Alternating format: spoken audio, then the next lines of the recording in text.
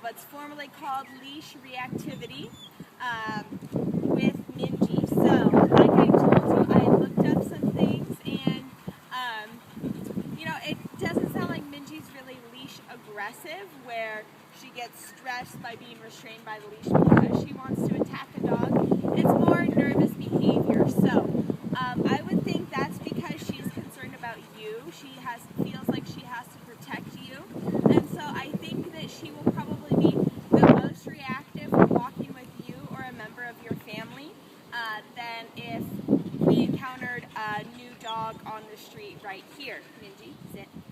Good girl. So, we're going to kind of work on that. I'll imitate as many things as I can for you, but it's going to be mostly informative. I have a few different methods that we can use. I took some notes so that I can remember. So, first of all, I know you said that it's like whenever Minji sees a new dog, Minji, sit. Minji, sit. Good girl. Whenever she sees a dog, she starts barking. Sounds like even if they're across the street or anything like that. If you do pass a dog on the same side of the sidewalk where you guys are walking towards each other, dogs don't usually approach each other. No. Sit.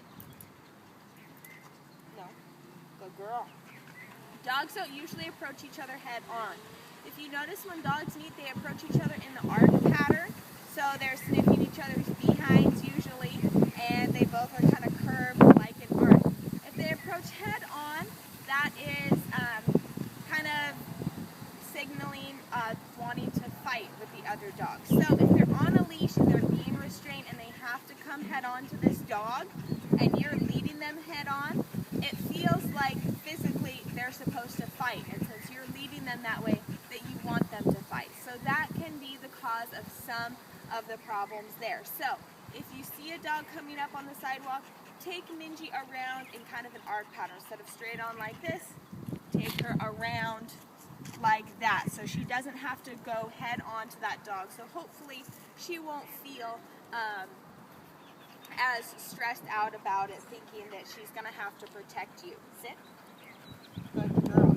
Also, I know you said she seems like a vicious dog on the leash, you know, lunging and growling and all that. And while it's kind of hard to find the happy medium here, when you're pulling on the leash, a tight leash kind of communicates tension to her. So it lets her know that you're tense and you're worried, so she feels like she has to overcompensate and she should be concerned and she should be protective. So if at all possible, take her in the other direction where you can walk on a leash. If at all possible, you don't want to be like yanking her away. You just want to turn and do little jerks like this to get her away. Now, of course, if she is really focused and snarling at another dog, that may be kind of difficult to do, but try your best. In doing these things that I'm telling you, a lot of the sources that I looked at talk about desensitizing. So it's desensitizing and counter-conditioning. It's not punishment. If you try to punish Minji when she does that, no, Minji, sit. Good girl. Getting her face all dirty. If you punish her, like say another dog is approaching and you make her sit or lay down, and you're constantly telling her no and jerking on her leash, that is communicating to her, that is making her associate the new dog with bad things. And so that can actually make her more reactive. Punishing just affects the behavior at the time. It doesn't teach her the proper way to behave. You're just controlling something instead of fixing something. So you don't want to put her in a sit. So don't act angry with her. Just whenever you can, walk in the other direction. So by desensitizing her, you're waiting until a dog gets into her threshold to where she starts to notice them. And when she starts reacting, then you take her away from that situation and you try to do so happily, high-pitched voice, happy with her, and say, Minji, come on, this way. and taking her away like that. Kind of jiggling the leash and little tugs like that is better than yanking and really trying to restrain her.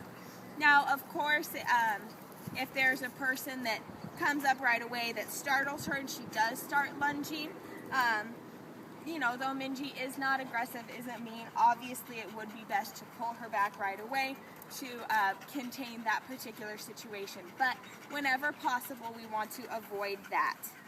Okay, so kind of how to start off with this is by really working on focus. So you say Minji's name and you get her to focus. Obviously she knows her name, but just really practice this with treats at your house, you know, with not a lot of distractions. So just say, Minji, good girl. So every time you say her name, she gets a treat. Minji, good girl. She's looking at my treat hand. By, you know, spending 2 minutes, you know, a couple times a day, just saying, Minji, good girl. Good girl. You can even pair it with another word like focus. So, let's see if she loses interest at all. Minji, focus. Good girl. Go focus. Good girl. Something like that to get her attention onto you. By continuing to do that and really, really practicing, even though she obviously knows her name, but she needs that concentrated attention and practice in order to learn it well enough and for it to get through to her when she is super tense and growling at barking at another dog. So that when she hears her name or hears the word focus, she actually takes you seriously.